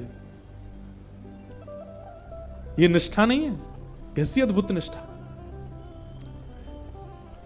आया 13वां दिन और 13वें दिन श्री लालाचार्य जी गए और नगर में जितने ब्राह्मण थे सबको निमंत्रण दे के आए। बोले हमारे भाई साहब चले गए, उनके भोज में आप सबको आना है। सब ब्राह्मण बोले ठीक है भैया, इनके भैया गए उसमें जाएंगे। तभी एक उनमें चतुर ब्राह्मण था, उसने कही बोले लालाचार्य जी का तो कोई भैया ही नहीं है, इनका कौन सा भाई चला गया जिसके प्रीति भोज, जिसके भोज में हम लोग जाएं। और हम लोगों का आचरण शुद्ध है, हम लोगों की विचारधाराएं शुद्ध हैं, ऐसे थोड़ी किसी का नाम गोत्र नहीं पता, किसी के भी चलते फिरते आदमी के उसमें हम चले जाएंगे। यहां पर लालाचार्य जी ने सारी व्यवस्था कर रखी थी, ब्राह्मण आएंगे, 13वां दिन है, शुद्ध पवित्र होना है आज प्रसाद पवा के। लेकिन कोई भी नहीं आया। जब कोई भी नहीं आया तो लालाचार्य जी ने पूछवाया कि कोई क्यों नहीं आया। तब पता चला कि सबने यह सोच, सबको यह पता चल गया कि वो आपके भैया नहीं थे, आपने तो ऐसे ही राह चलते का संस्कार कर दिया, उसके भोज में बुला रहे हो ऐसे, इसलिए ब्राह्मण नहीं आए। तब लालाचार्य जी रोते हुए अपने गुरुदेव रामानुजाचार्य जी के पास गए और जाकर के कहा, गुरुदेव मैंने तो आपको दिए हुए वचन का पालन किया कि मैं कंठीधारी तिलकधारी जो दिखेगा उसको अपना भाई मानूंगा, मैंने तो अपने नियम का पालन किया, पर यह समाज कहीं ना कहीं से इस बात को दावे से प्रस्तावित करवा रहा है कि मेरा नियम गलत है। मैंने एक कंठीधारी को अपने भाई मान करके सब क्रिया उसकी की, उसके 13वें का भोजन था, कोई भी पानी नहीं आया, यह जानकर कि मेरे सगे भाई नहीं थे।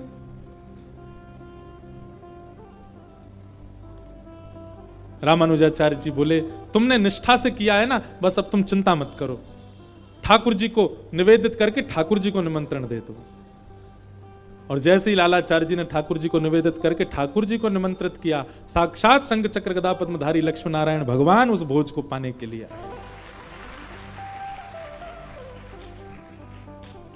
जिस भोज को ब्राह्मणों ने स्वीकार नहीं किया उसके लिए ठाकुर जी स्वीकार कर गए।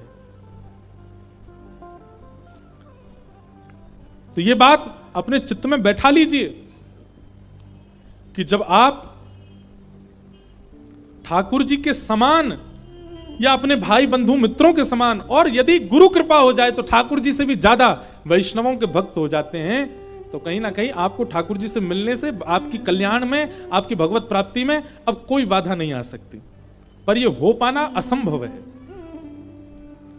भगवान से अधिक वैष्णव प्रिय लगे, भगवान के समान वैष्णव प्रिय लगे, ये असंभव है। इसलिए कम से कम अपने मित्र भाई बंधुओं के समान वैष्णव दिखने लग जाएं, ऐसी क्रिया तो करो। क्योंकि भैया ठाकुर जी तो क्रिया बिगड़ने से पहले समझाते हैं, क्रिया बिगड़ने के बाद तो वैष्णव ही संभालेंगे आपको। आज युधिष्ठिर चिंता में है, मैं क्या करूं? भगवान ने तो हाथ खड़े कर दिए, बोले अब तो युधिष्ठिर भीष्म पितामह ही तुमको ज्ञान उपदेश करेंगे। और पंच पांडवों को लेकर के भगवान भीष्म पितामह के पास पहुंचे। रणभूमि में बाणों की सैया पर लेटे हैं पितामह भीष्म। रोम रोम में बाण लगा है भीष्म पितामह के। एक एक रक्त बूंद बनकर के नीचे गिरता जा रहा है। अब रक्त भी नहीं बचा है, फिर भी जीवित हैं भीष्म पितामह। क्यों? क्योंकि इच्छा मृत्यु का वरदान उनको मिला है। जब तक उनकी इच्छा नहीं होगी तब तक मर नहीं सकते। लेकिन इस इच्छा मृत्यु का जितना सुंदर सदुपयोग भीष्म पितामह ने किया वो प्रशंसनीय है कि भीष्म पितामह ने अपनी इच्छा मृत्यु से कोई सांसारिक भौतिक सुख की कामना नहीं की, बल्कि इच्छा मृत्यु से कामना की पीतांबरी कसी हो, मुखड़े पे एक हंसी हो, छवि मन में ये बसी हो, जब प्राण तन से निकले, इतना तो कहना स्वामी, जब प्राण तन से निकले। बंधुओं, हमारा जीवन चाहे जैसे निकल जाए, पर हमारी अंतिम क्षण जो होते हैं ना, उन क्षणों में हमारे विचार में जो होता है, हमारे मन में जो होता है, हमारी बुद्धि में जो होता है, वैसी ही गति कई बार हमको मिलती है। और अंतिम क्षण का कुछ पता नहीं होता कि वो कब आ जाए। इसलिए हमारे शास्त्र कहते हैं इतना भजन करो, इतना नाम जप करो। ये कंठी माला पहनने का विधान क्यों है? गले में कंठी पहन के क्यों रहो? कब प्राण निकल जाए क्या पता। कम से कम हमारा देह जब प्राण त्यागे उस समय तुलसी जी तो हमारे तन से स्पर्श कर रही हो, इसलिए कंठी पहनते हैं। क्यों? सबको पता है कि जब किसी के प्राण निकलते हैं तो उसको भी एक संस्कार कहा जाता है, अंतिम संस्कार। और अंतिम संस्कार में एक चिता बनाई जाती है। चिता में उस देह को पधरा करके एक प्रकार से जब कोई व्यक्ति अंतिम संस्कार करता है ना, तो ध्यान से सुनिएगा, पंडित जी उस समय भी कुछ मंत्र उच्चारण करके कहते हैं स्वाहा, मतलब अब इस देह का भी हम आपको अर्पण करते हैं, ठाकुर जी इसको स्वीकार करो। हवन में अर्पित की गई हर वस्तु ठाकुर जी के मुख के समान, मतलब ठाकुर जी उसको पा रहे हैं। ध्यानपूर्वक सुनिएगा। एक प्रकार से हवन क्या है? हवन भगवान का मुख है। सभी देवी देवताओं का आह्वान करके हम उसमें आहुति डाल करके अग्नि के द्वारा भगवान का पोषण, भगवान को पवा रहे हैं। अंतिम संस्कार में हम देह को जला करके एक प्रकार से उस देह को भगवान को अर्पित कर देते हैं। और भगवान तब तक नहीं पाते जब तक तुलसी जी का स्पर्श नहीं हो। इसलिए उस देह से तुलसी का स्पर्श हो रहा हो जब उसके प्राण निकले हो, तो निश्चित है कि भगवत प्राप्ति हो जाएगी। लेकिन अगर व्यक्ति ने केवल तुलसी पहनी, नियमों का पालन नहीं किया, नियमों का पालन मतलब एक ही नियम है तुलसी जी का, क्या? कि तुलसी धारण करने के बाद कंठ से नीचे अपवित्र वस्तु नहीं जानी चाहिए आपके मुख में। अगर आप अपवित्र मांस का भक्षण करते हैं, मदिरा का सेवन करते हैं, तंबाकू खाते हैं, धुआं उड़ाते हैं और तुलसी पहनते हैं, वो तुलसी नहीं, फिर काष्ठ है। और मृत्यु के बाद में तुलसी का अपमान करने का दंड और मिलेगा। इसलिए एक जगह मुझसे एक व्यक्ति पता क्या बोला, महाराज जी मैं तुलसी पहनता हूं, पर मैं कॉलेज में पढ़ता हूं, बच्चों के साथ कभी कभी खाना पीना पड़ता। मैंने कहा हे भाई तू क्यों पहनता है तुलसी? बोले नहीं, जब खाने पीने जाते हैं तुलसी उतार देता हूं। मैंने कहा वाह, उससे क्या होता है? बोले कम से कम कंठ से तुलसी तो नहीं स्पर्श होती। मैंने कहा ये तो वही बात हो गई कि ब्याह में मंगलसूत्र पहना था बहू ने, लेकिन मंगलसूत्र उतारने से ब्याह थोड़ी टूट जाएगा, वो तब भी विवाहिता ही मानी जाएगी। कभी कभी मंगलसूत्र साइड रखने से क्या वो उसका ये समझ लें कि अब उसका ब्याह नहीं है, ब्याह तो हो गया। अब चाहे मंगलसूत्र धारण करे चाहे नहीं, एक बार कंठी अगर गले में पहन ली तो मतलब आप वैष्णव हो। उसके बाद आपकी खान पान की शुद्धता अगर नहीं है, दंड तो मिलेगा। इसलिए तब तक तुलसी जी मत पहनिए जब तक आप अपने चित्त पर ये भरोसा ना कर लें कि हाँ हम अपने भोजन और भजन और पान को शुद्ध कर सकते हैं। विशेष रूप से तो मांस सेवन करने वाले और मदिरा पीने वाले, तंबाकू सेवन करने वाले, इन लोगों से तो हमारी प्रार्थना है बिल्कुल मत पहन लेना, और जब पहनो तो सबको विष के मात्र त्याग देना, विष के समान त्याग देना। तो हम जीवन भर कुछ भी करें, पर अंतिम क्षण में हमारे मुख से जो शब्द उच्चरित होता है, हमारे चित्त में जो होता है, हमारे मन में जो होता है, उसी से हमारी गति निश्चित होती है। इसलिए भैया